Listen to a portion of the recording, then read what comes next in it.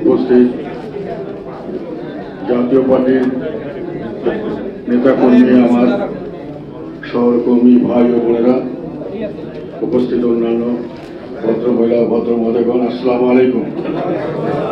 আপনাদের সবাইকে অনেক অনেক শুভেচ্ছা জানাচ্ছি, শ্রদ্ধা ভালোবাসা জানাচ্ছি।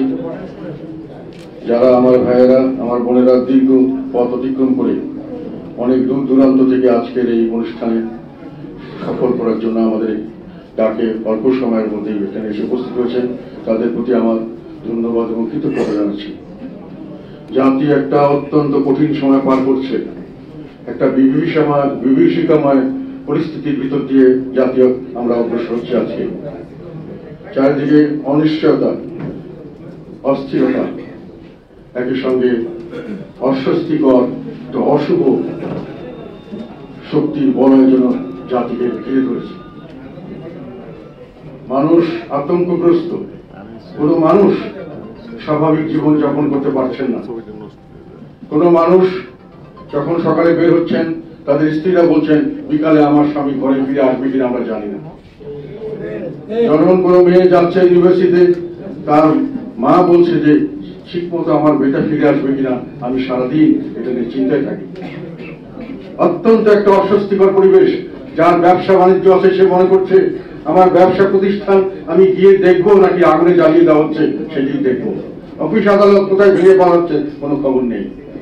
মানুষ একটা এইরকম ধরনের হতাশাগ্রস্ত এবং এই ধরনের আতঙ্কগ্রস্ত মানুষ বাংলাদেশে ইতিপূর্বে কোনো সময় ছিল আমাদের জানা নাই। অনেক বিপদ আপদ আমরা অতিক্রম করেছি,